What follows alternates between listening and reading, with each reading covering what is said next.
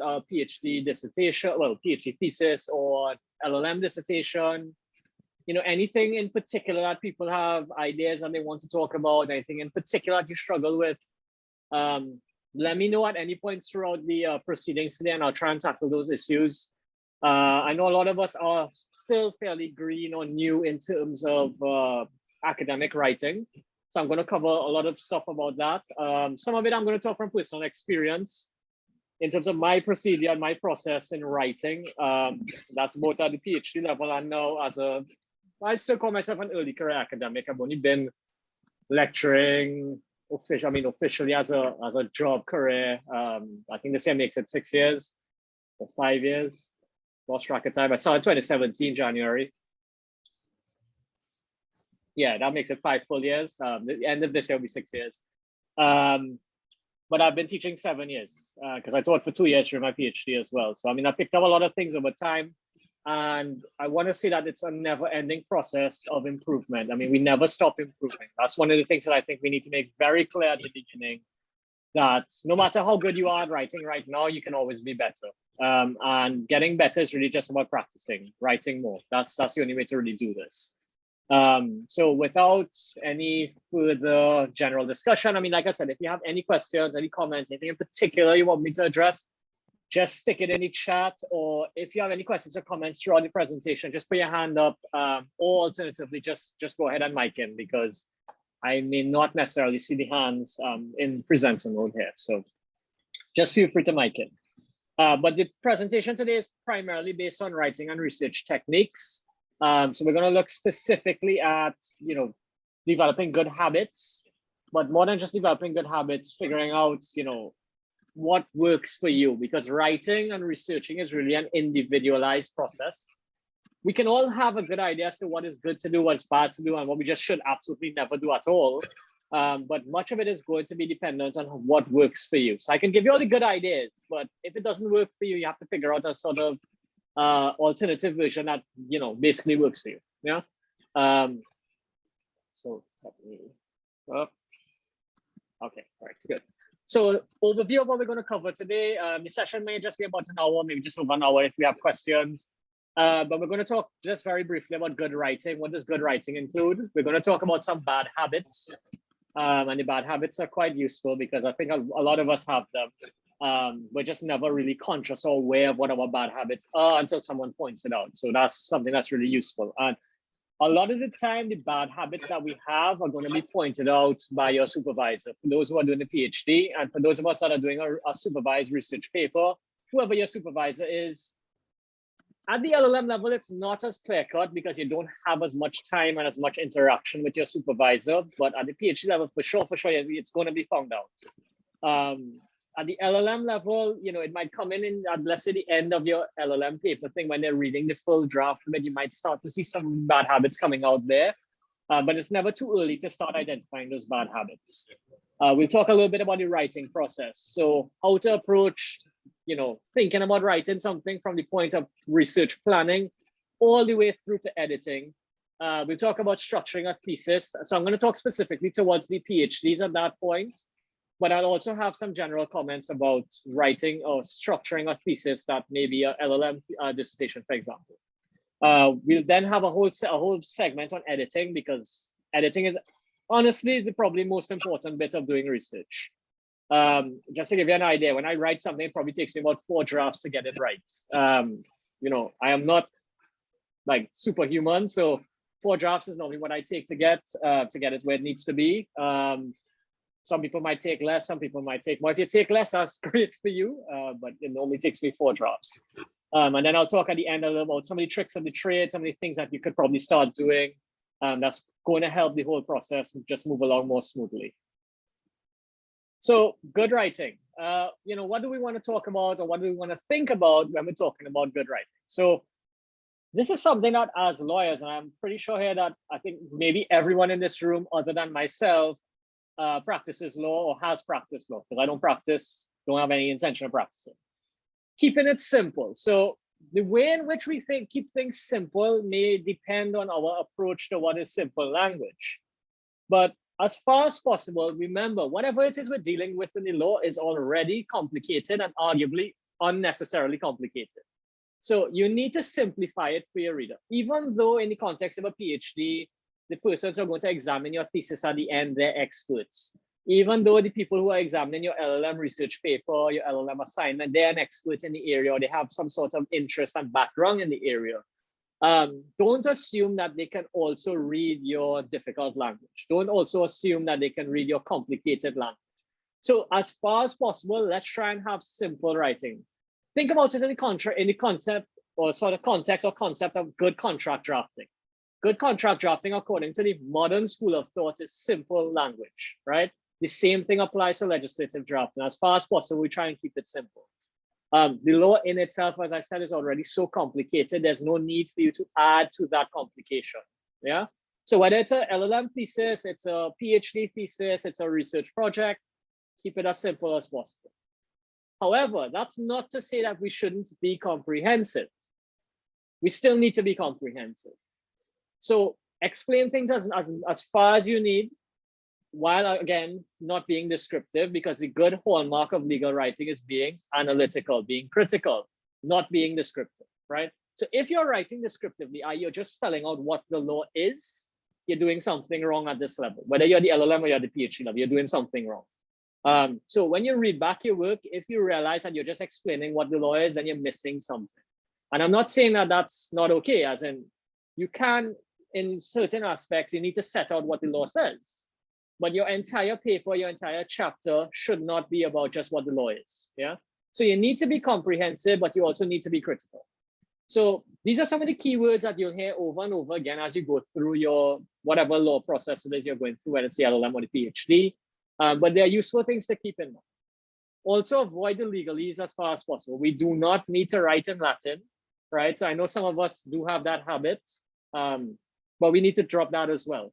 If something is a term of art, in particular, when we're studying things like public international law, private international law, there may be a lot of Latin involved. But apart from, referring to specific terms of art like lex loci delicti, lex specialis, things like that, apart from that, let's stay away from that. Use English. Again, that's just about keeping it simple. There may be some times where it's unavoidable to use key terms though. That may not necessarily be English. It might be a term of art, it might be Latin, and you might think it's very important. And that's fine. So if you think it's really, really critical that you keep it in its original form, that's okay. But what you want to do in that context is clearly indicate to the reader what your interpretation or what your defined meaning for that term is. Because even though it might be a legally accepted term that is used throughout time, there are many different interpretations of that singular term. And that's something that, again, we take for granted as legal minds. So just because we know what it means doesn't necessarily mean that someone else reading it knows what it means. And for those of you who might be engaged in interdisciplinary study, that becomes even more important, because a meaning of a term or word or phrase in one discipline may not necessarily have the exact same meaning in a different discipline. So you want to ensure that you and the reader are always on the same page, always on the same trend of thought, to ensure that there's no miscommunication, no misunderstanding, no misinterpretation. Because a simple misinterpretation of a very key term could be the downfall of your entire paper, especially for those of you who might be dealing with something that's more theoretical, where meanings of specific words carries a whole lot more weight and a whole lot more importance than maybe the general context of what you're saying. The context of what you're saying may be colored by a specific thing that you've said, or maybe something that you didn't say even. Yeah. So again, in order to get to a level of good writing, you need to have a plan. If you're writing without a plan at this point, you're doing something wrong, right? So if you haven't started doing this yet, start this from yesterday, because the hallmark of good legal research is also having a good legal plan. A plan doesn't have to be, the full-on comprehensive, 10, 15 pages or 20 pages that you would have written for your research proposal, but you should have some sort of, guidelines, jottings, bullet points, whatever the case is, to sort of guide what you're doing on a daily basis. The same way that you plan out your workday or you plan out a case when you go to court, it's the same sort of process. I highly doubt any of you, if you have a case in court, just decide to rock up in the court and then talk from the top of your head. I mean, you might have to do that sometimes where you have no time to plan, But I'm pretty sure if you end up in the Court of Appeal or you end up in the Supreme Court, you're not going to do that. So why would you do that in your legal writing as well? Yeah. So make a plan, follow it as far as possible. But in making the plan, don't be too rigid, right? You need to be flexible as well, because as you write, you will experience that things might not flow the way that you thought it did. And you might need to deviate from the plan a little bit. But at least when you deviate, you know exactly where you're going, and therefore you don't lose track of everything that you're doing or you're saying. Yeah. So make a plan, follow it as far as possible, but still maintain some level of flexibility. But you need to always be thinking, right? You're thinking before you write, you're thinking while you write, you're thinking after you write. It's a never-ending process of thinking. It really does get burdensome. I could tell you when I'm writing articles now or any piece of legal work I'm writing, it gets tiresome because your brain is just on a, like, it's like a rat on a wheel. It's just running because I'm always thinking about it. Not saying you have to be as obsessed as me in terms of writing illegal work, but I could say, at least for Shana and for Asha, you're going to get there. It's going to happen where you're going to spend hours and sometimes days and sometimes weeks and sometimes months thinking about the same thing over and over and over, trying to work out all the possibilities, right? That's normal. But you need to do that in a constructive way. And that's why I'm saying having a plan helps, because it's very easy to get lost in your own thoughts. It's very easy for your mind to wander and stray and lose sight of what you're doing. I can tell you, when I was doing the PhD, there were times where I thought about something so hard that I kind of forgot where I started and then forgot what was the whole point of what I was thinking about. And then you have you can have a meltdown. I mean, other people will tell you that they're going to cry for days about it. Some people get angry, some people, get fed up. And it can get frustrating. And the same thing on the LLM. Like, even though you're writing a smaller paper, let's say 10 to 12,000 words, the same thing can happen with a point. And sometimes it might take you days to figure out a point, but at least if you had the plan and you know exactly where it is you need to get to and what steps you're taking to get there, even if things change, you can document that journey to get to that end point. So that if you do decide that I need to, switch off for a bit and come back to this later on, you could switch off and come back and just pick up where the plan was, right? Like Hansel and Gretel, when they're going into the forest and they start dropping the jelly beans, the point of dropping the jelly beans is so they could find their way back out, right? So don't be like them and, have somebody fall in and eating the jelly beans and then they get lost, right? So planning is really, really important. All right, so the last two things here in terms of good writing, I can't stress this enough, because I think as Caribbean people, we tend to have some issues with this. In the first place, punctuation, right? We need to understand how punctuation works. And I know that sounds really silly and stupid. And you might say, well, I'm not in primary school, I'm not in secondary school. The reality is that they don't teach us certain things in primary school and secondary school, right? And as I always tell my students in undergrad, commas are hugely important. I mean, we should all be aware of the Oxford comma. There was a case maybe less than 5 years ago where basically a comma in a contract cost a company like $10 million, right? Or lack of a comma can cost you $10 million, right? So punctuation is really important. Be mindful as to how you're using the punctuation. Don't write very long sentences. Avoid run-on sentences. Understand the difference between a comma, a semicolon, a hyphen, these kinds of things. If you feel like you need assistance with this, we have the writing lab on campus at UWI St. Augustine. For those of you who are not at St. Augustine, I imagine there's an equivalent at Mona at Cavell where you could get some assistance with writing.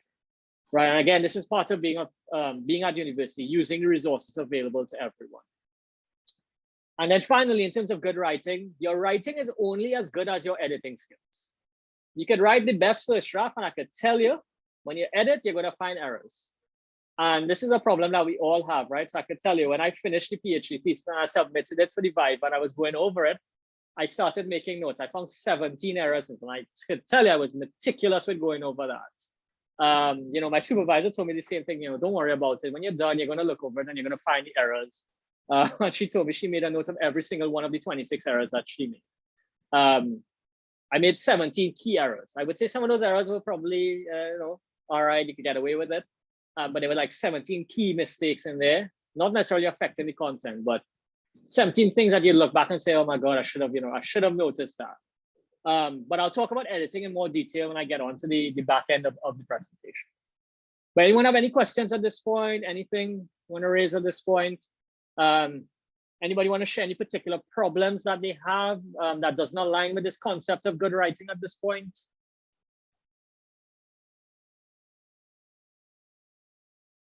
No? All right, so we keep pressing on. Oops, let me go back. Oh, I'm hearing someone mic in. Yeah, Shana? Yes, Dr. Koo, going back to good writing, where we had the point about doing your research before you rewrite, and you did make the point that sometimes you could have so many ideas and you get so stuck in this every single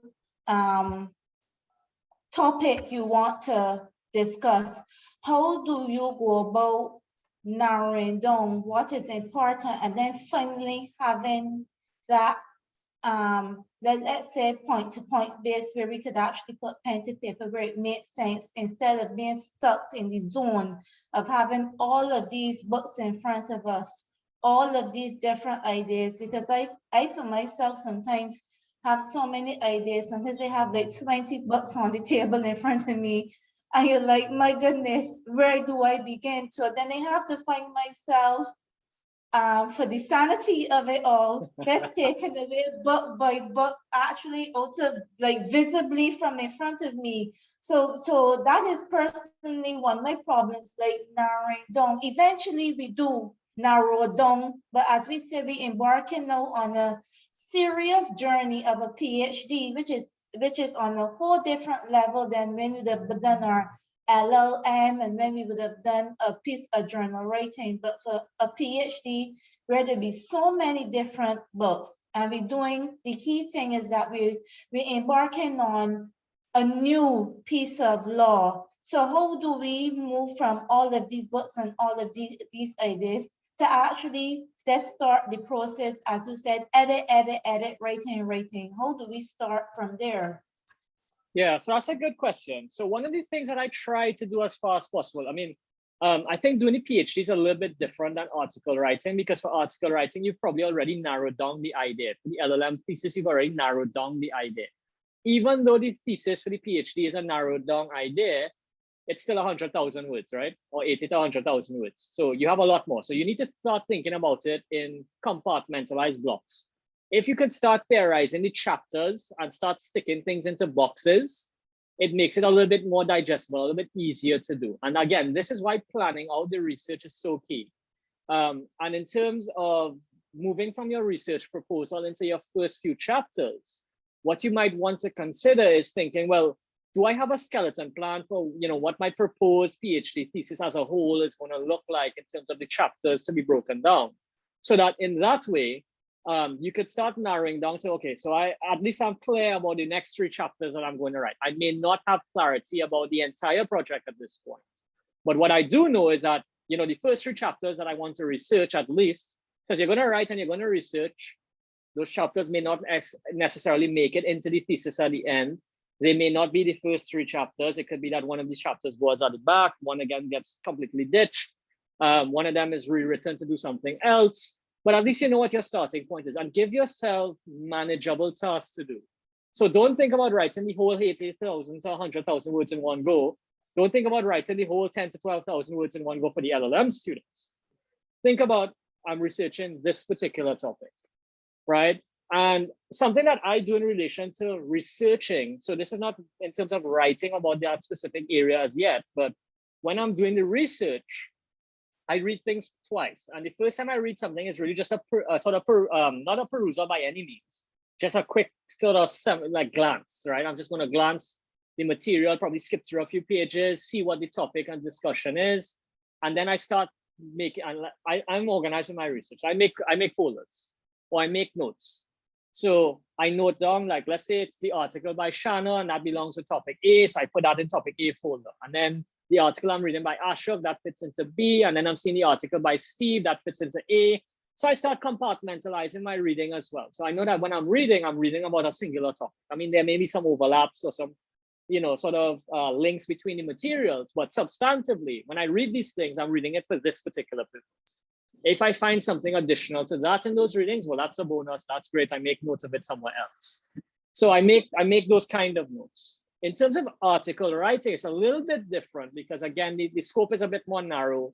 you might already have specific set ideas about what you want to achieve, which is not necessarily the case for what you would do in a PhD, because you might have an idea as to where you want to go, but you're not entirely sure at this point, because you're all first years.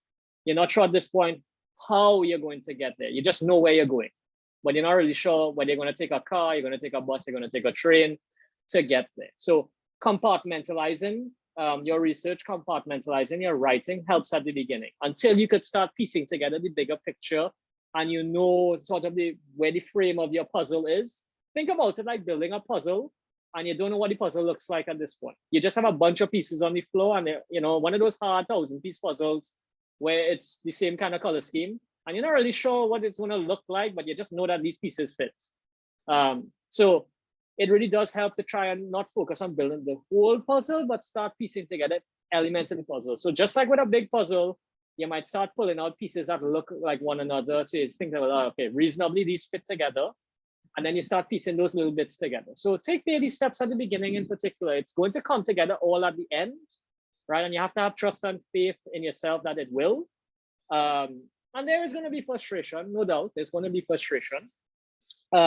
But taking it in bite-sized pieces really, really helps me in particular. Yeah, so I hope that answers your question, Sean. Yeah, yes, thank you, Dr. Koo, it did. Sure.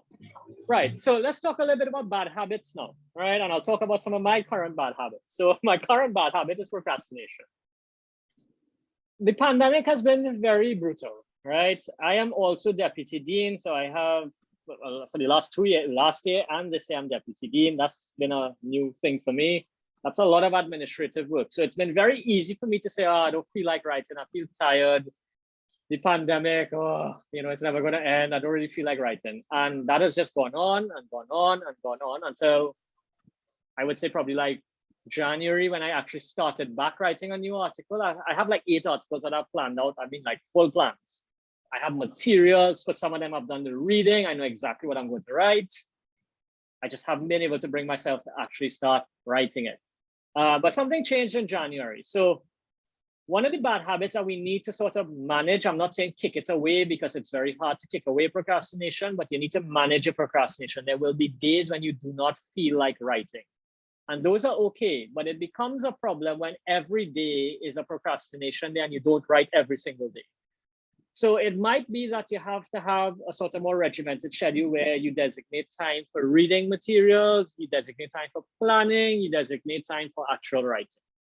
Our new dean, Professor Heffron, he gave a talk to us, and one of his approaches, he suggests, you know, you write like 300 words every day kind of thing, you know, and it adds up over time.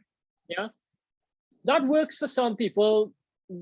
Me personally, that doesn't really work for me because when I start writing, I write. Like I can write a whole article in 2 days because I have so well planned. But then, as I said, it takes me 4 drafts to get it right. So again, it's about what works for you, but you need to be realistic and manage your procrastination because we all procrastinate. We just need to not let it get in the way of being productive in the long run. Yeah. The other thing that stems from procrastination is lazy research. So lazy research to me is where you do some basic reading and then you think you know enough to start writing. I think the pinnacle of being able to write effectively is when you think you have a really good grasp of the area that you're writing on. And usually you have a good grasp when you've read material and all the new material that you start reading leads you back to the original material that you read from the beginning. So following the footnotes leads in a circular pattern, right? So when you begin researching an area, when you follow the footnotes, you're probably going to keep finding new sources. When you reach to the point where you're reading the footnotes from the new sources and they're taking you back to things that you've already read, that's when you know that you're at a good point and you're probably ready to fully write this piece of thing that you're writing. Lazy research, on the other hand, is that you pick and choose a few articles, so you pick and choose a few books or sources. You read those and then you say, oh, okay, I know enough and I'm going to start to write. The problem with that kind of lazy research is that you may miss important points or you may miss key points, which then means that when you have to go back to edit, you may have substantive editing to do, which then affects the actual substance of what you're saying. So lazy research manifests itself in 2 ways: missing key things or sticking in sources after the fact that you've written. And then by sticking things in, it may not necessarily flow well with the particular argument that you're making. So you need to be a little bit more proactive and avoid being a lazy researcher, because that leads to bad outputs. Yeah, garbage in, garbage out, right? So ensure that whatever you're putting in and what you're putting down on the paper is good from the beginning, because it makes the editing process a lot easier. I've had situations where I ended up doing lazy research for whatever reason, and then I had to come back and basically rewrite the entire thing. Yeah. So take it from me, learn from mistakes of others, and don't do it. Inevitably, we're going to do it, but we just need to be able to recognize when we've done it and be able to fix it in the most efficient and effective way. Yeah. Something else that I want to touch on here in terms of bad habits is predispositions. It's fine to have an idea as to where we stand with the law, but we don't want to be so inflexible that we cannot move from our starting point in our mind as to whatever we set whatever we set out to do. You will inevitably, again, read things that will change our minds, and that's perfectly fine. It might be sometimes you have to rewrite bits of your thesis, rewrite bits of your dissertation. But you don't want to be in a scenario where your predispositions are so strong that you don't just be, you're just being stubborn when you're writing. Because again, that leads you to missing out key arguments. That again leads you to, adopting arguments which are not necessarily going to be defensible. And if that is the case, you're doing bad research again. Yeah. So we want to be flexible with our writing. We want to have organic research. We want to be able to account for sources in a neutral, objective manner. Yeah. We want to try and be impartial as far as possible when we're doing research, so that our own predispositions don't seep into our writing and sort of inform to an unacceptable level that level of bias. Yeah. So for example, for all of you who are familiar with administrative law, if your judge comes with bias, you're probably going to ask to have them removed from the case. It's the same thing here. If you're a researcher and you're too biased, it comes across in your writing, and then people are going to say this person is biased at this particular point, and they fail to account for these other issues. And therefore, this piece is probably not a good piece to read as a holistic point on whatever area of law it is. Right? So you don't want to end up in that camp. It's like I said, it's fine to have very strong opinions about something, but in doing that, you need to be able to rebut the arguments on the other side as well. You need to be able to account for counter arguments, be able to critique your own arguments, be able to do a feasibility study on your own arguments. Yeah. So these are key things that we need to keep in mind, because a lot of these things we naturally do, and no one might correct us on it until it's too late. Some of these things we may not even be aware that we're doing, but you need to check yourself and see if these are things that we're doing. Yeah. Right. So tangential to predispositions is assumptions. In writing any paper, we are going to come to the paper with assumptions. That's fine again, but as far as possible, identify to your reader that you are drawing certain assumptions, because the first thing that a critic of your paper is going to do is say that this paper is built, or this paper or these papers are built on these assumptions, and therefore, if I pull this assumption away, the whole paper, drops down and falls down on its face.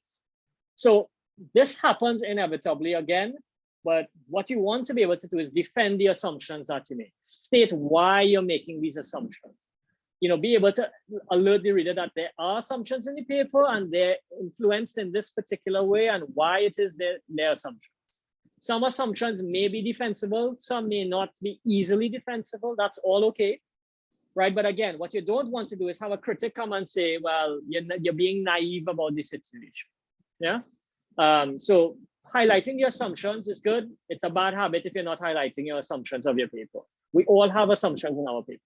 Whatever starting point we adopted, there's a particular assumption as to why we started at that point. Yeah.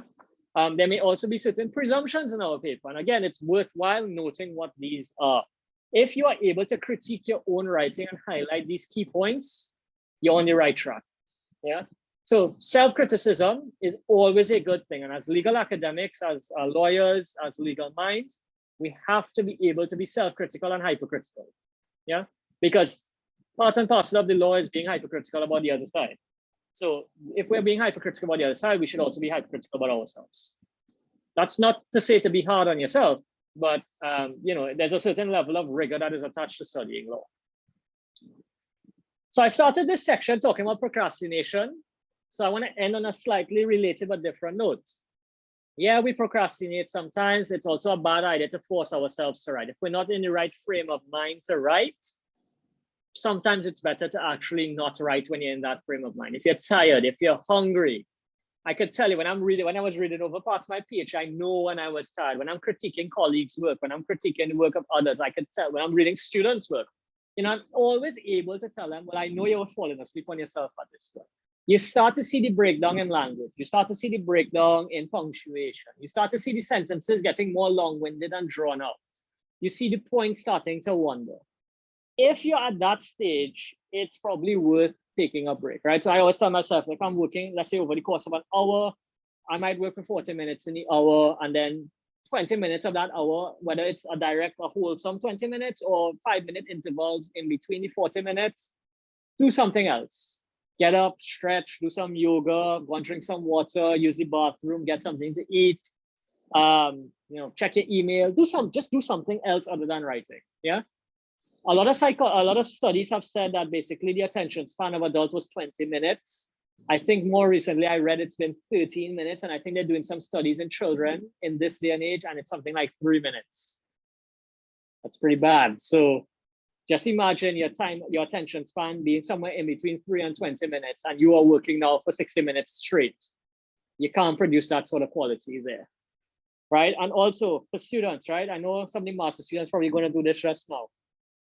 All you're pulling these all-nighter study things don't work, right? Same way as pulling all-nighter writing, not going to work for you. You're going to get tired, right? Take a break, let it rest. For the PhD students in particular, when you're done writing a chapter, take that chapter and pelt it in a corner for 2 weeks, honestly speaking, because your brain plays tricks on you. When you're editing your work, if you spend too much time reading the same thing over and over, what your brain starts to do is fill in the gaps. So you start reading ahead.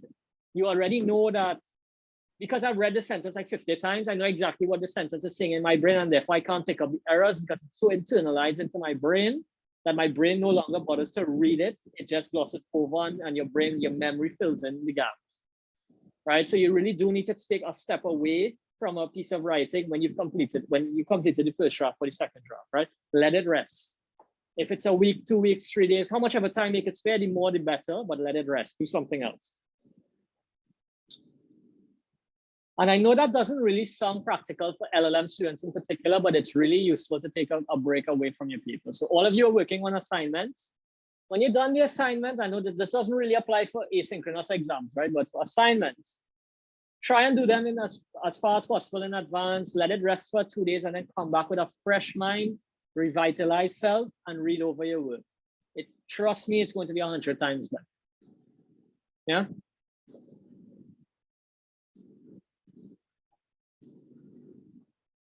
So the writing process.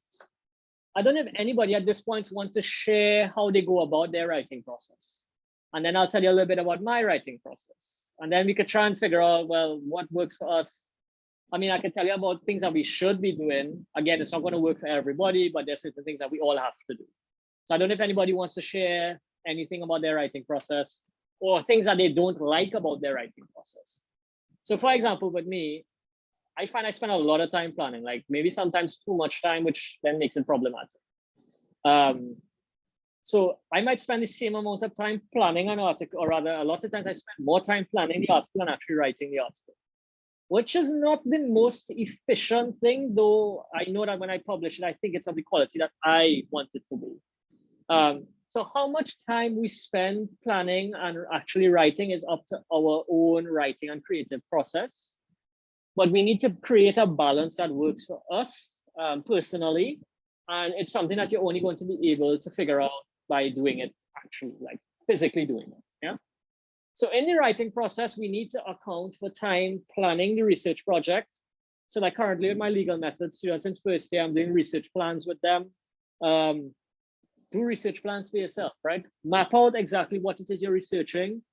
Do like a skeleton argument, maybe make a preliminary bibliography of the things you're going to read. So when you do start the research process, you have everything lined up already. So all you need to do at that point is actually just do the research. Yeah. I'm seeing in the chat here that Yolanda is saying that I read in brackets too much before I begin writing, then do a skeletal framework in pencil and paper with subheadings, and then start. So Yolanda, that's actually a pretty good process. So I wouldn't say that reading too much is ever really a problem, but what you do want to do is ensure that you're reading in a targeted manner so that you're not reading things that are irrelevant, because then that ultimately ends up being a waste of time. But then one might critique that and say that, actually, there's never a bad thing in reading too much. It just means that we've lost time for now, but we've, been enriched in some other way in terms of what we read. Seeing here tomorrow, saying it's impossible for me to write the introduction first. I tend to write the main arguments first. If I'm satisfied with the main body, I will do the introduction last and the conclusions immediately before. So tomorrow, that is the classical academic sin, writing the introduction last. This is something that they taught us in high school, and in hindsight, I don't know why they taught us that, because to me, it's the worst possible way to write. I think you need to retrain yourself to write the introduction first, because your introduction is arguably the most important part of whatever piece of thing you're writing. Your introduction will guide your main body. It will guide your critical analysis. It will guide your normative framework. It will guide everything. And more than that, your conclusion should sort of reflect what you said in your introduction in terms of, let's say, concluding or summarizing whatever the main arguments were in relation to the introduction. So you might get away with it a lot of the times, but when you start to branch out into longer, bigger projects, it's going to become much more problematic. So I strongly suggest that we do our introductions at the beginning. So for me, what I normally do sometimes is I create the research plan. I then write a preliminary introduction to sort of set the tone for what it is I want to do. Then I do the research. I start reading all the sources. I try to start then making my my core arguments, that sort of thing. And from that process, I then begin the sort of pre-writing phase where I build out a more detailed skeleton argument. And then from that detailed skeleton argument where I have the arguments fleshed out, a few sentences, and I have the sources attached to those arguments ready to go. So when I do start writing, it's just then filling out the body of those arguments. The sources are already there. When I do the footnotes at the time of writing, or do I do it later, I already have I can make reference to the author, I can make reference to the page, and then I actually put the proper footnote after the fact. Sometimes I might feel like I want to do the footnotes while actually writing. That also works. Again, whatever works for you. But we should never start writing until we're prepared fully to do so. As in, we have all the material ready to go, we have all the ideas as clear as possible in our head at that time. But then what inevitably happens is when we start writing, things start to change. It doesn't seem like it's flowing on paper. We might reorder the things that we discussed. We might change the focus a bit. There might be nuances that we didn't account for. And that's all fine. We then go back to the sort of pre-writing plan, which is the fuller plan. And we work from there and then go back and forth until we actually have the writing done in a sort of complete fashion. Yeah, so tomorrow, yes, I strongly recommend introductions first, right? What you might realize if going forward is that it's not so much an introduction that ever really has to change. It's how you write about the introduction, right from the introduction. So the introduction normally tells you very clearly what your frame of mind is, what you intend to do, and how you intend to do it. Remember, again, your introduction is your roadmap to whatever it is you're writing. When your reader reads that, they're going to draw the expectations of what they're going to read from that. So if you have a strong introduction where you falter in the main body, the reader probably is going to fill in some of those gaps and give you the benefit of the doubt on the basis of that introduction. So that's why it's really, really critical that we have a very strong introduction in our paper. Yeah. And once we complete the first draft, then it's the post-writing phase. We're editing as much as we need to. Spend as much time as possible editing. Of course, you can't hold on to it forever. At some point, you have to let it go out into the world. And that might be hard. It's kind of like, I guess, if you have children and you're taking letting your children go to university or whatever, that might be hard. But the birds have to leave the nest at some point. So is the case with your research. And just know that whatever you write is not the last thing you're ever going to write on it unless you die the morning after. And that's unfortunate, but we all die at some point. So your writing never stops. Then the same way that you are building on someone else's work, someone will come and build on your work. So let your writings be your legacy. Yeah. And that's one of the real reasons I got into academia, because I feel like when I die, I want people to remember me not for necessarily who I am, but for what I've contributed to the world, what I've written, right? So for example, let me show you. I have my book. My book is in the library. And I don't know why the name is being blurred out, but yeah, anyway, I have a book, right? So I know that even when I'm gone, that book is going to stay in the library. People are going to read it. People have read it. I'm immortalized in that sense. And I know that's me being egotistical, but I think as academics, I think as legal minds, that's why we're doing this, right? It's the same reason we become lawyers, right? I mean, yeah, we want to help people, but you also want to be remembered as a good lawyer. You want to be remembered as a lawyer that won that big case, right? You want to be remembered as a person to go to for, commercial law, to go to for, administrative law, whatever the case is. You want to leave your mark, and that's natural. So yeah, we put our best foot forward, but we also need to be aware that what we say is not going to be the last statement on any given topic. If that was the case, then the law would never evolve and we'd be still talking about law from the 1800s. That's not the case. All right, so anybody have any questions? Anything they want to share at this point while I take a 2 minutes breather? I think I'll jump in really fast and just say that, so I'm an LLM student. I don't know who is who in among the 10 of us right now, besides some names I'm familiar with, but I'm doing the LLM independent research paper. Well, you would know that, Dr. Koo. But my main problem right now is scheduling to put my mind in it, because I have to read so much material in order to kind of get the legal problem, the legal issue that I actually want to target. Like in my mind, I kind of know what I want to look at.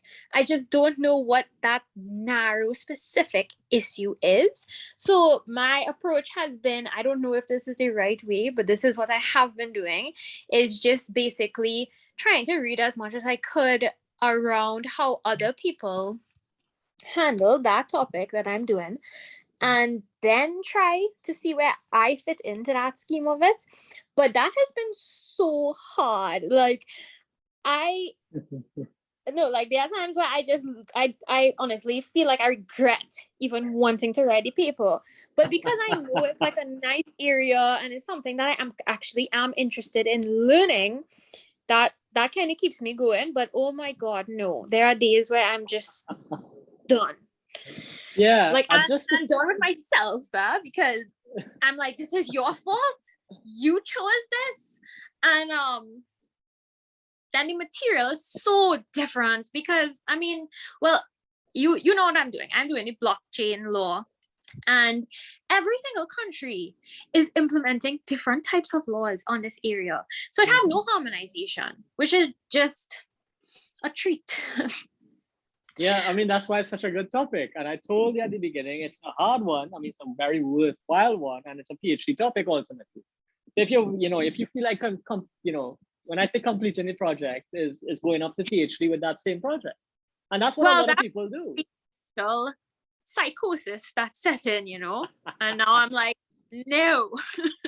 And the thing is, right, so Shana and Ashok are just only beginning the PhD, but both of them will reach to a point where they're going to be like, why did I get myself into this? This is self-inflicted torture now.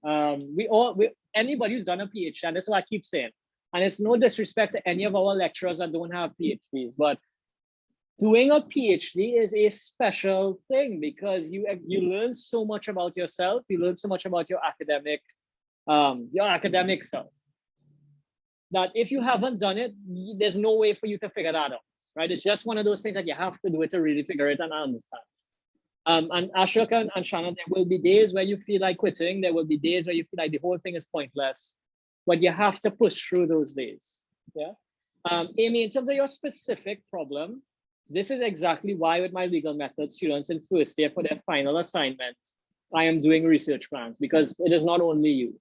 This is something that I've realized with undergrad students, postgraduate students, PhD students, that there's a lot of struggle moving from a broad area. So you're interested about blockchain. How do I move from blockchain? And this segues really nicely into this slide here. How do I move from a topic about just blockchain at large to my thesis statement? Right. So at this point, I want to ask Shana and I want to ask Ashok, how did you guys come up with whatever topic it is you're working on?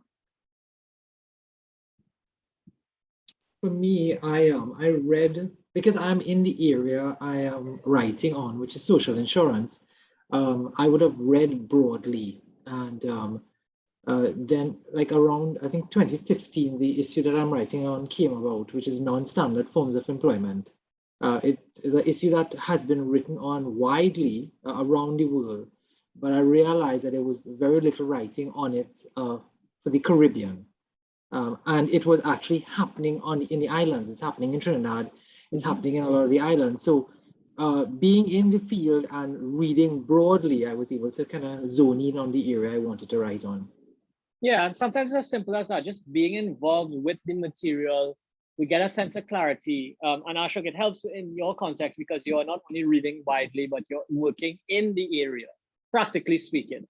So you're seeing the deficiencies with the existing setup, and then that gives you a nice head start in terms of you have an idea as to what we need to do to get to managing and regulating this sort of thing. So that's you have the easy way, you have the easy route to getting your thesis statement or getting your research topic. Shana, what about you? My topic really started many years ago when I was acting deputy registrar at Corporate Affairs in Barbados, and I was in charge of the company section. And one of the main areas and flaws which the registrar did come to me because she knew I had my LLM in corporate and commercial law to look at how we could revamp the current Charities Act because there were so many flaws within it and there were so many gray areas to this day we do. And not only that, as we entering into the new century when we didn't have anti-laundering and the whole idea of there's the financial, being in line with the financial aspect of it and charities, and we realized people were using charities in Barbados as a way to evade taxes, different things, and we wanted to find a way where we could cut down on that in terms of the legislation area in Barbados. And then I embarked, it was just a simple question she asked, and then when I did my research, I realized Bermuda had a more structured approach to how they dealt with it. They actually had a charities commission, and that is something we don't have in Barbados. So then this was this one question, so I just wrote back to her stating we could look at the Bermudas as to where we can improve upon ours, but this was just a particular question that area we're dealing with. So then I took it a step further because I realized there were so many different gray areas and that our law, our Charities Act was so outdated. It's like in the 1940s, we're nowhere up to date as to anything dealing with the law. So then I took it a step further. Where did Bermuda get, what law, who did they fashion their act after? So I realized they fashioned their act after the UK legislation. So that's where my thesis now is more like a comparative, because you know they have the different styles. So mine is going to be a comparative. So that is essentially from my work, really, and seeing the problems in the legal framework in companies, corporate and commercial law, especially, and the Charities Act in Barbados, that I realized that something needs to be done with regard to this particular area. So that is where I would have gained my idea as to what I wanted to embark upon when it comes to my thesis. Yeah, so Shana, you're in the same sort of similar boat to Ashok, where you got the easy route to getting the topic. I mean, I had a slightly different one. So when I was doing my LLM, 4 hours changed my life basically, because I did a topic, the communication to the public, right, in copyright law. So I did my master's in IP and I was doing 2 copyright courses. One about the legal regulation of the music industry, which was dealing specifically with copyright and the music industry. And then I was doing international and comparative copyright law. I can't remember which course we did this topic in first. I did communication to the public in one course for 2 hours. And then it just piqued my interest. And then it was the second course when we did it again in a specific context of music or whatever the case was. I was thinking, this whole area of law just doesn't make sense. These courts are just doing nonsense. And literally me just having that thought that this, the courts are doing nonsense in this area, basically decided the next 4 years of my life more or less, right? Doing the PhD, so I did my PhD on that singular right. And the working thesis statement I had was the proper scope of the right of communication to the public in EU copyright law. And then the book, I just dropped the proper scope, and then the book became the right of communication to the public in EU copyright law. And then like my most successful article was about a particular case in relation to the EU right of communication to the public in copyright law. And then my next set of articles are now about the next steps in the development of the right of communication to the public in EU copyright law. So finding your specific topic, and again, this is just to demonstrate that whatever it is we write at this stage, whether we're at the LLM or the PhD, is not going to be the end of the road. We don't have to cure cancer with our research, right? We're not scientists. We just have to make a credible contribution to the literature. And know that if we decide to go further, if our jobs, if our lives, if our time on this planet permits us to do so, we can say more and we can add to whatever it is we're saying. So we don't have to put that pressure on ourselves to build out the perfect thesis statement, right? And we might get more narrow as we go along, or we might find that we want to end up a little bit broader as we go along, because we might then realize, for example, with you, Shana, that yes, we might need to introduce an updated Charities Act that accounts for the nature of Barbados society and all of these things. But in the future, you might realize that, in changing the Charities Act, we might need to change the tax law.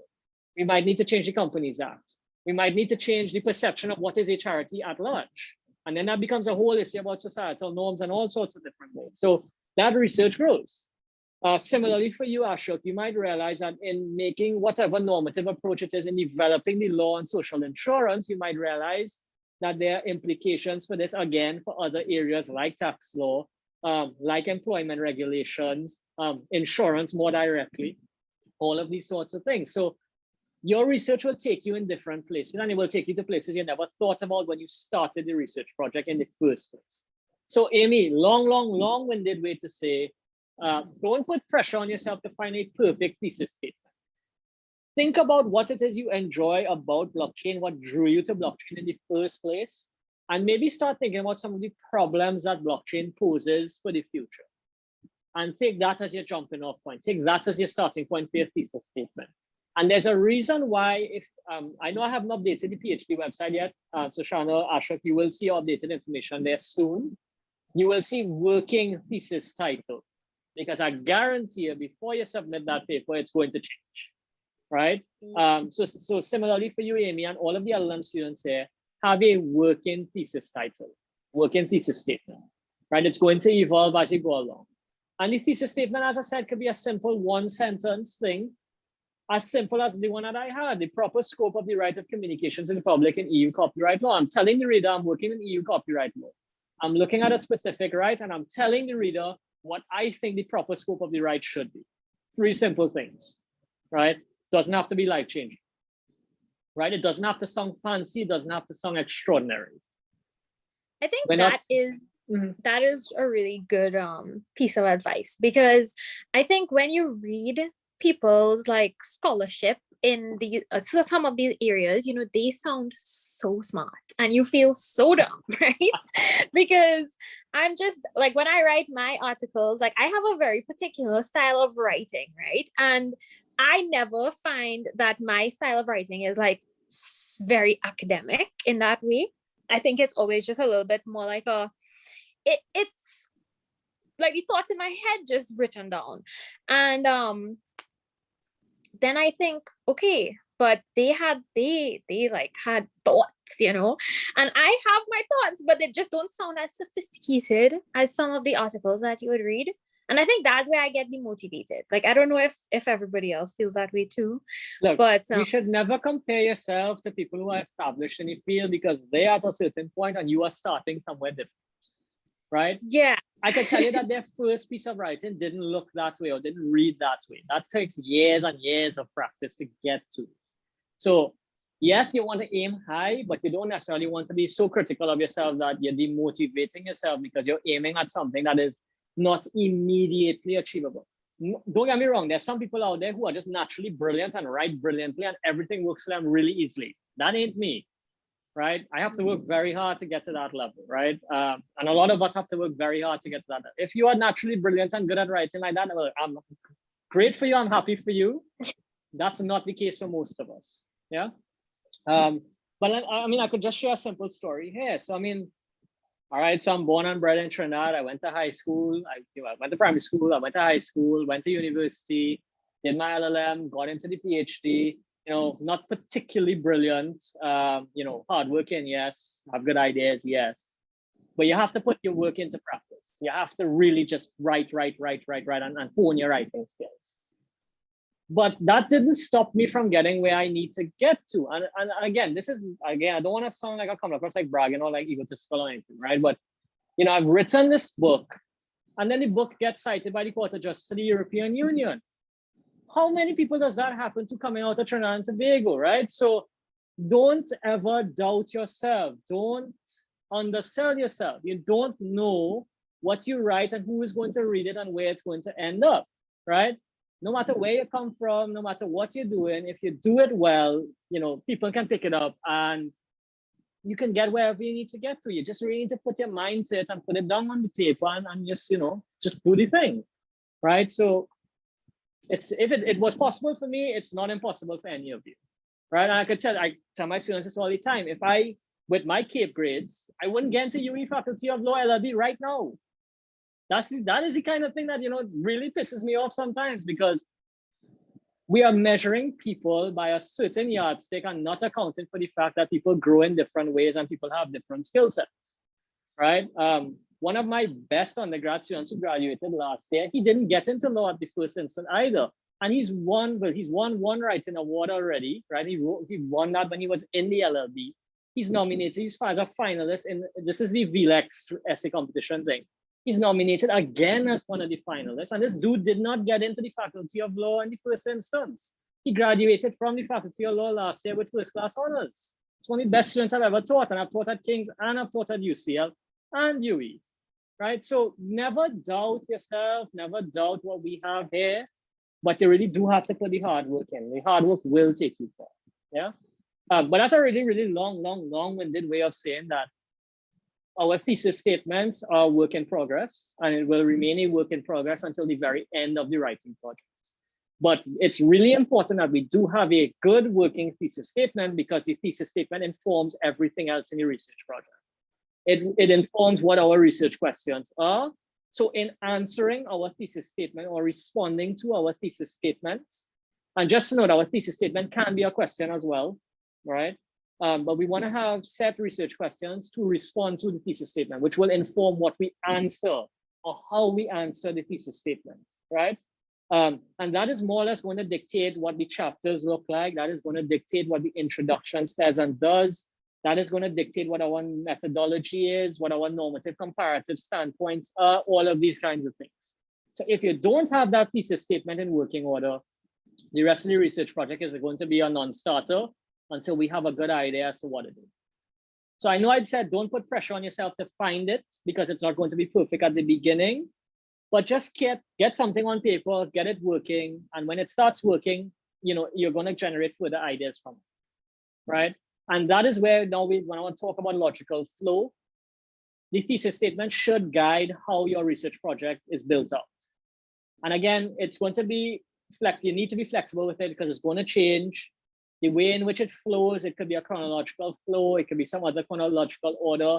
You need to be clear as to what that order is. And that's why I'm saying the research plan is really, really, really critical in terms of how you structure your ideas. Because again, without that research plan stemming from the thesis statement and your research questions, you're just going to be writing aimlessly. And I could tell you the #1 consequence of writing aimlessly is descriptive writing. For the LLM students, you're going to get a bad mark in your essay or your exam if you write descriptively. For Shana and Ashok, you're going to fail your Viva if it is you write descriptive. That's what's at stake. Yeah. So we have to try and at all costs avoid that descriptive writing bit. The saving grace for PhD students is that you get multiple attempts at the multiple chapters to avoid that problem. For the LLM students, you have one chance basically. So it's slightly different. And that's why the stakes are higher and lower given the LLM and the PhD, because of what the stakes are at the end of the day, right? but we need to start building out our structures so that we have a clear idea as to what we want to write so we can write critically. And it's always worth putting down on paper what our critical thoughts on the topic are, right? So Ashok, Shana, you probably already have certain ideas as to how you want to attack the existing legislature, the existing case law, jurisprudence, that sort of thing. You probably have clear ideas about that already. What you need to sort of more formalize in your heads now is particularly in attacking those things. Is there a consistent thread in my line of attack? Am I picking a particular viewpoint in which to attack these things? Is it that I'm looking from a feminist perspective? Is it that I'm looking from a socioeconomic perspective? Am I doing a law and economics approach, right? What is the theory guiding my attack on the law? Or what is the theory guiding my critique of the law? That is something that at the PhD level, you have to be super clear about. And I think, is Regan here as well? Yeah, Regan is here, right? So Regan would have done his first PhD seminar presentation about 3 weeks ago, if I'm not mistaken. And again, Regan, feel free to chime in here if you want.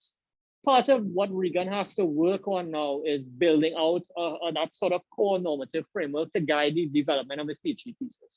So he has lots of great ideas, but now he has to bring the ideas together and find what's the glue that's holding it together. Yeah. So Regan, feel free to mic in here if you want, but have you had any sort of major breakthrough since? Any further clarity about it? Good afternoon, good evening, I think now, everyone. Yeah, it's something that it has been one of my greatest struggles, keeping in mind that there are multiple options available. So it really is a matter of focusing, and Dr. Koo is absolutely right. I remember in my first year or so, in seeking to write and produce and get feedback, I was advised, for example, to write a chapter. And I was wondering, well, how is it possible?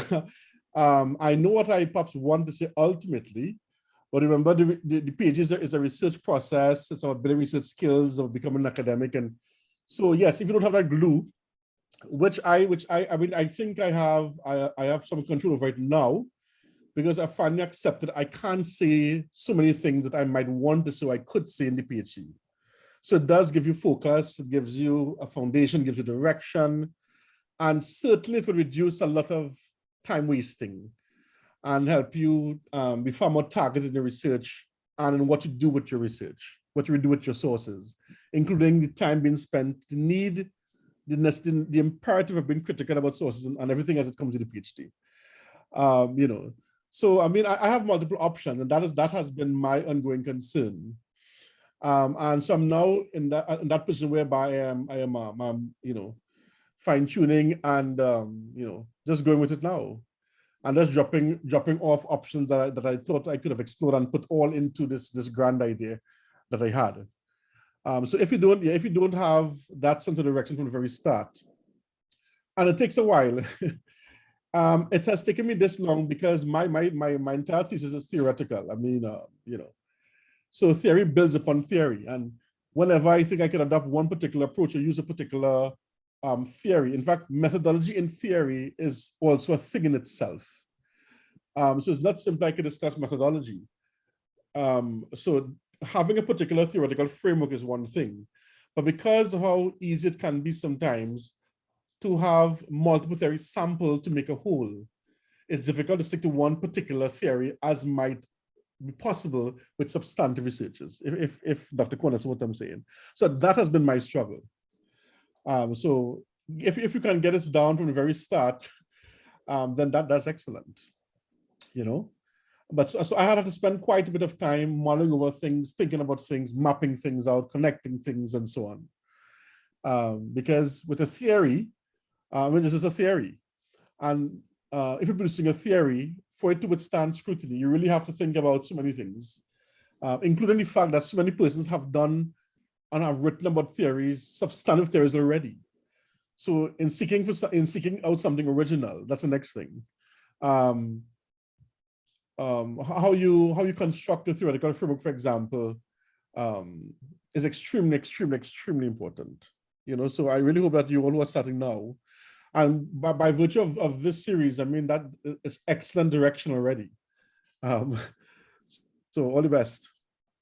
Yeah, thanks for that, Regan. I had a similar experience to Regan as well, where in my first year, I really tried to knuckle down what the glue of my thesis was going to be. What was the guiding influence leading my critical charge on the existing jurisprudence of the Court of Justice of the European Union?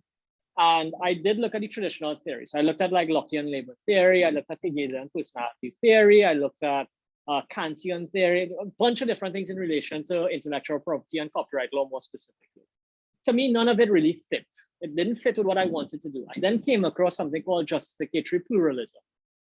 And that worked well, but it had certain kinks in it that I was trying to work out. And when I couldn't work out the kinks from what they wrote, I then decided I'm going to spend 6 months basically working on this, methodological chapter to build out my own framework to guide the PhD. Spend 6 months doing that.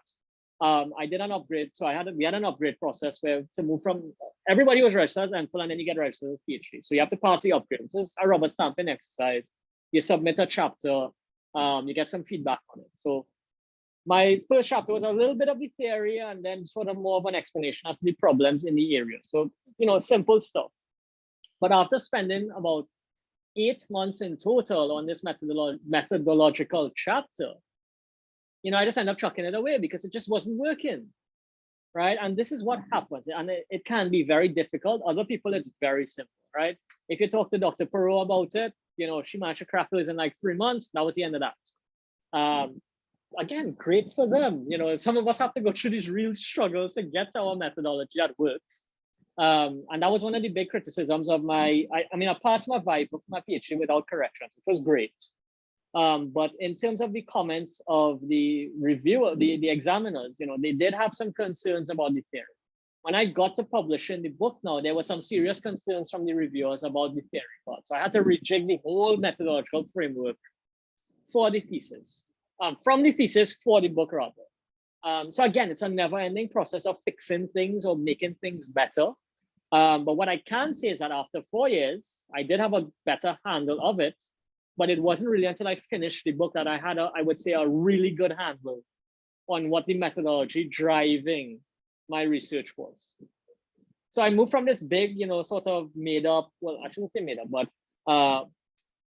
rejigged justificatory pluralism perspective to 2 simple things for my book. And then, well, I think this is guiding like a lot of my research now. Certainty and, well, legal certainty, traditional legal certainty, and proportionality, that whatever laws are being produced need to be proportional or proportionate to the situation at hand. And sometimes it can be as simple as that. So for example, Ashok, when you're looking at social insurance, you need to figure out what is the main driver of a good social insurance law.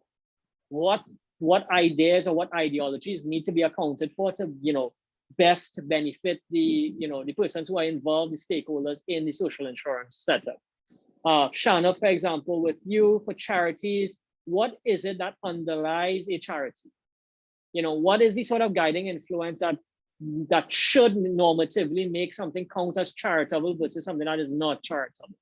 That defining factor that influences that decision, that is what you're looking for. That is the glue you're looking for. It might be a very particular thing, or it might be an idea or a theory or an ideology about getting to that thing. You have to figure that out and discover that for yourself. That's ultimately, I think, going to be one of your first goals. And ultimately, at the end, that is going to be one of the biggest benchmarks of your thesis, right? For the LLM students, it's kind of important, but it's not going to be the make or break of your paper, right? The make or break of your paper at the LLM is more going to be, what are the critical thoughts on whatever topic it is you're doing? Are you able to identify a normative standpoint? That's what we're looking for at the LLM. The LLM is not only identify what the normative standpoint is, but be able to defend the normative standpoint. That is what you're working towards. For a lot of us, that is our original contribution. Not so much the specific law that we propose, because we all have great ideas to propose laws. Can we justify and back up and validate why the law that we propose is the best one or the right one or the ideal one? So that is what we're working towards. All right, so I'm just going to talk about editing really quickly, and then I think I have one more slide, and then we could wrap up for today, because I think I've said a lot, and I want people to take this and digest it on their own time. Of course, if you have any questions, you don't need to ask them today. Feel free to send me an email. Shana, you can always reach out to me. I know I'm not one of your supervisors, but always feel free to reach out to me if you have any issues or questions you want to ask. Ashok has the privilege of me being his secondary supervisor, so I have an obligation to him, but Shana, feel free to reach out if you need any assistance. Yeah, right. So editing, like I said, for me, it takes 4 drafts before I get it, I get it right. If you get it in less, great for you. If it takes more, that's okay. You just need to be able to account for that time. So if you know it's going to take you 6 drafts, you need to know how to time manage your stuff. If it's going to take you 2, well, then great for you. You have more time to spend doing other things, right? But in editing, before you get to the editing phase, when you finish writing, take a break, let it rest, clear your mind of it, come back with fresh eyes, right? That could be 2 days, 3 days, a week, 2 weeks, however long, better, much longer, much better. Yeah, but not too long, right? So don't forget about it. In your editing, you don't only need to read the substantive things, you need to also read your grammar, your punctuation, and your footnotes. Don't make silly errors cost you the ultimate goal at the end, right? Because examiners could be real strange people, right? Academics are weird people. That's one thing to note, right? A lot of academics are just weird, right? We all have our weird quirks about us. So some people might fixate on certain types of errors and they're not going to let it go, right? So that just means that you need to be as near perfect as possible. And that's not to put any pressure on you, right? But just avoid easy errors, things like spelling errors, punctuation errors. If you could avoid those problems, that's just one less thing to think about when you get to the examination process. Just a plug here for a scholar. Please remember that we are lawyers or law students. Therefore, we need to write in a scholar as our citation guide. So get very familiar with your scholar guide. If you have any questions about a scholar, I could send you my slides on a scholar from Legal Methods, which is what the first years learn. They don't take me on about this because they don't think it's important. And that's why they're probably going to fail some of them in terms of the course. But, that's them. We also have Miss Raja at the library, who is a fantastic resource. Shana and Ashok, make sure you don't get Jolie vexed, because she will be the difference between making your life very easy and making your life very difficult with library resources, right? So I can tell you, as lecturers, we rely on her all the time. If we're looking for something, we can't get it, we send a request form to her and then she sources it from another library. So if ever there's a material that we don't have access to at UE, just send Ms. Raja an email. She'll send you the library form, you fill it out. One of us on the faculty might need to sign it. And then you can get the access to the resource. So that's one of the good things about our setup at UE, that we do have access to the British Library, for example. So if there's an article we don't have and the British Library has it, we can get a copy of it. Same for the LLM students. If you're looking for something in particular we don't have, just make a note of the exact details of the resource. So the author, the name, the publication, the ISBN, that sort of thing. And we can get access to it for most things, yeah, because the British Library has a really huge, expansive catalog, yeah. Keep track of your draft documents. I would highly suggest that when you draft the first one, name that draft 1. When you make changes to that document, save it separately as draft number 2. Because there may be instances where you make certain changes and then realize that these changes do not work and you need to go back to the original document. So it might be that, 3 drafts down the road, you're on draft 3. You want to bring back something from draft 1 that you might have deleted in draft 2. Instead of having to rethink about it or, sort of reconfigure, retype it or try and remember it, because again, that's going to probably be impossible for some things. You can just go back to draft 1 and copy and paste it into draft 3, right? So keep track of your drafts. Don't delete your draft documents, right? And as I said, that article, that chapter that I threw away after 8 months, about 5 years later, I actually decided I was going to work on it and publish it as an article. So don't ever throw away any of your work, right? Same for the LLM students, your LLM dissertation, that sort of thing, your essays, keep them, because you never know, that might be an opportunity to write an article in the future. Just to drop a plug here, at St. Augustine, we're starting a law journal. So LLM students, if you have an essay that you did really well on, you might want to build it out further and get an article published. Amy, Vandana isn't here. I think Crystal is here. When you publish, when you finish with your dissertation for the program, you might want to get that published as a journal article. That's things to consider, right? Just do some further work on it and submit it for publication, yeah? So don't throw away your old work. All right, so the final thing, some tricks of the trade, things that I learned during the time on the PhD that is invaluable. Make friends in law. Because when it comes down to the end and you have to proofread your thesis, either you have to pay to get that done or you can ask friends that you trust. And trust me, proofreading is very, very expensive. We're talking about, dollars per page. And I'm not talking TT dollars or Bajan dollars. I'm talking US dollars or pounds per page, right? I was lucky enough that we had a really tight cohort when I was at King's doing my PhD. So I was able to get friends to read different chapters. And, we had a nice setup where everybody was reading for everybody. So it wasn't like you were burdening anybody. It was a kind of communal setup. So people were just exchanging chapters and, reading for friends, that sort of thing. That works.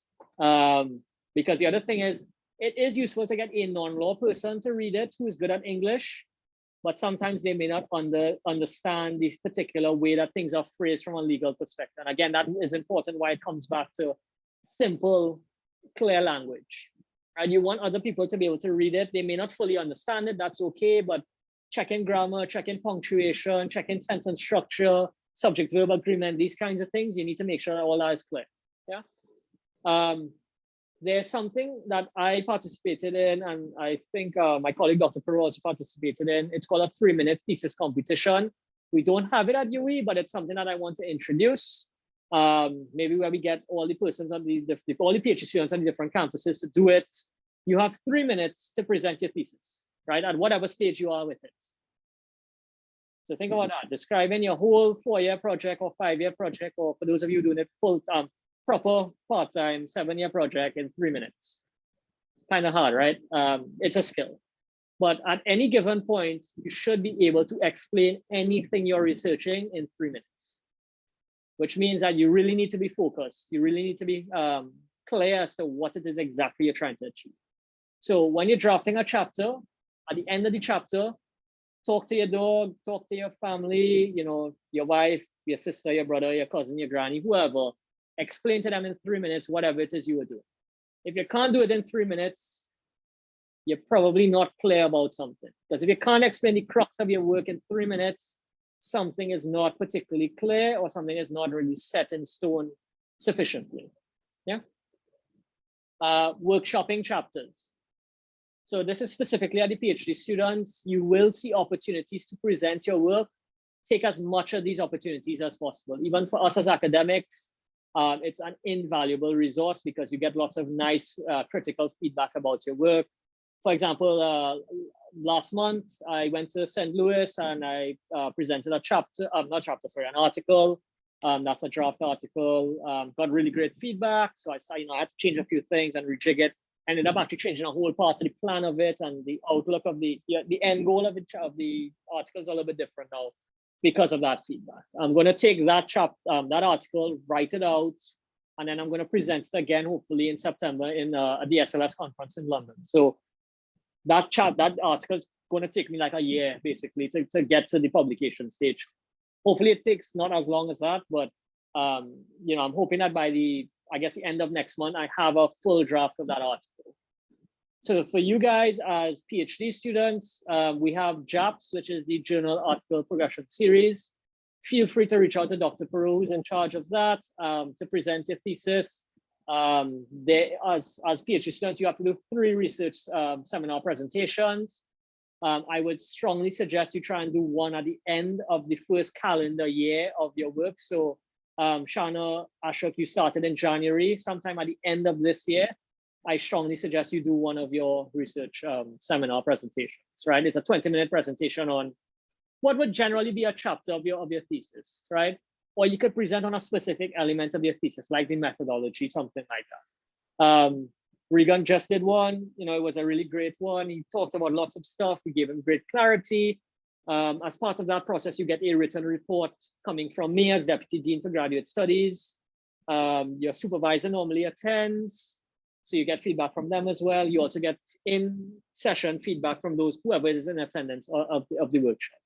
So I know Ashok is presenting at the JAPS series soon. Shana, I suggest you also, when you have some clarity as to what it is you want to present on, even if it's just an overview of your proposed thesis, set that up and get one done, right? And also look out for other writing opportunities. It doesn't have to be journal articles like formal legal journal articles, blog posts, newspaper articles.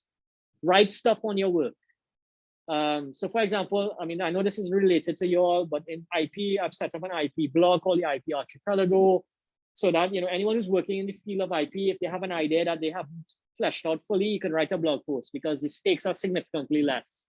You know, the criticism of it is not going to be as harsh, that kind of thing. If there's an idea that you want to work out, look and see if there are any blogs online that you can submit your work to, write, and, you know, in writing that 500 to 1,000 word piece, you will get a lot of clarity.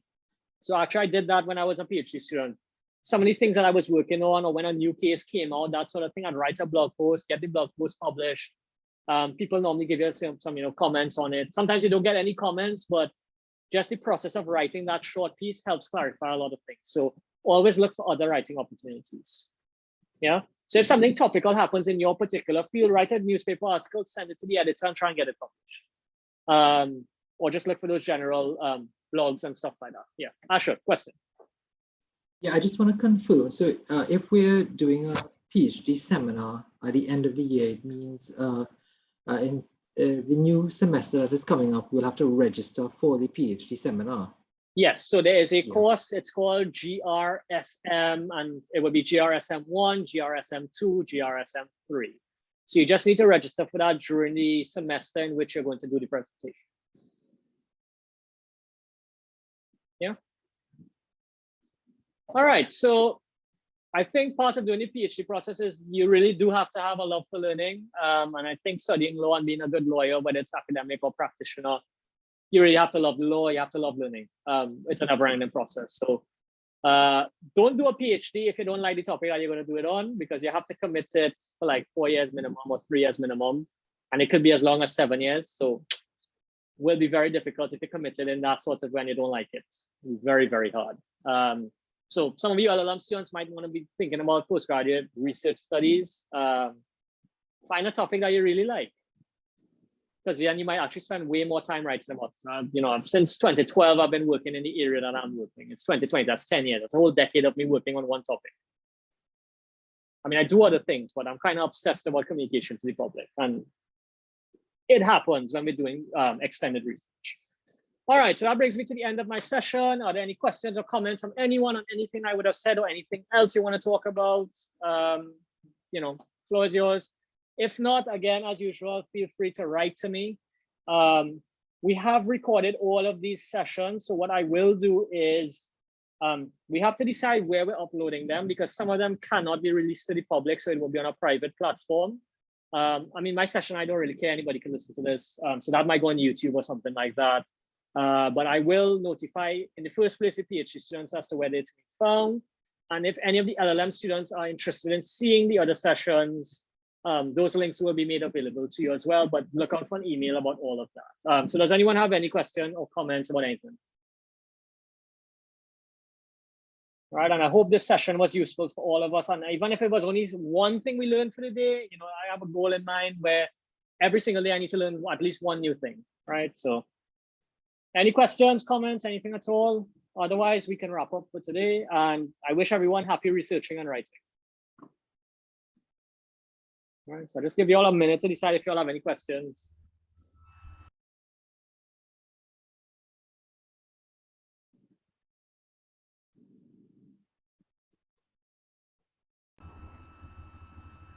No, I just wanted to thank you. I thought it was very useful, and I learned quite a bit. Thank you very much.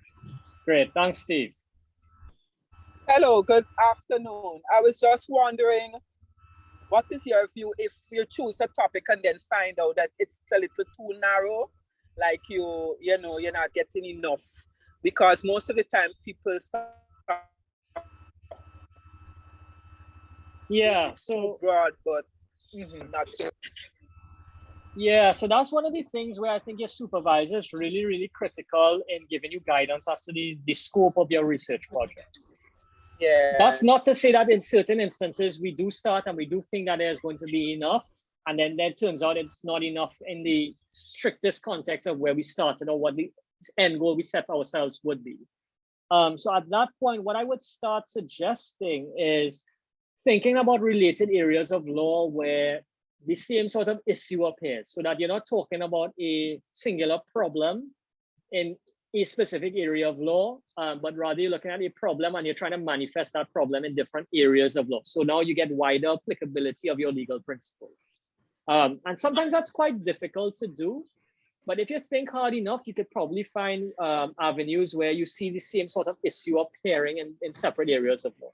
It could be like, for example, let's say corporate and commercial law. We know that corporate and commercial law involves a number of things like companies, insurance, that sort of thing, right? Generally speaking, tax, etc. You might see the same issue appearing in different contexts within the frame of corporate and commercial law more broadly. So you might just broaden the context of the discussion, but maintain the core of the legal discussion in terms of the legal principle or the legal matter being discussed. That's one way to start thinking about it. Yes, thanks. Because my topic is on law reform, fraudulent transactions act. You know, I'm in Jamaica, and you know, there's a lot of lotto scamming of the or advance fee fraud of the of the mostly Americans, elderly Americans. Right. And so I'm looking into that topic, but because you know there is no other legislation like in the Caribbean. I'm not saying it doesn't happen in the Caribbean. But in Jamaica, we had passed the Law Reform Fraudulent Transactions Act. But because it is so kind of specific and it's not so widespread, I mean, in Nigeria it is and so on. But, you know, sometimes you just find you're reading the same things over and over again. Yes, not just scamming, this happened, that happened. This is the act, and you kind of need more, you know. Yeah, so I mean, to me, right. I mean, so something that you might want to think about is comparative analysis of the same thing. So taking the Jamaican situation, so an occurrence of a practical, factual occurrence that happened in Jamaica, and applying the law of a different country to see if you're going to get the same sort of results in a different jurisdiction. To then figure out, well, is the law in Jamaica doing enough, or do we need to change it to account for certain things? So that sort of comparative analysis may also be useful. Yes, all right, thank you. Yes. Sure, you're welcome. All right, so last call for questions or comments. As I said, feel free to reach out to me by email. I think you all have my email. I can find it on the website. But if not, it was great speaking with you and sharing the experiences. I know that when I was a PhD student, I didn't have the benefit of this discussion, which is really why I wanted to have this series. So this is the close of the research introduction series. And I hope that, you know, even if you were able to attend only this session alone, that it was useful. And as I said, I will make the recordings available somehow. Just not sure about that as yet, but it will be made available. Yeah. All right, so I'm not seeing any other hands or questions or comments in the chat. So I'll wrap up there for today. So everyone continue to keep safe, please. And I will hope to see you all soon. But yeah, happy writing, happy researching, and all the best in or for the rest of the semester. So thanks again for coming.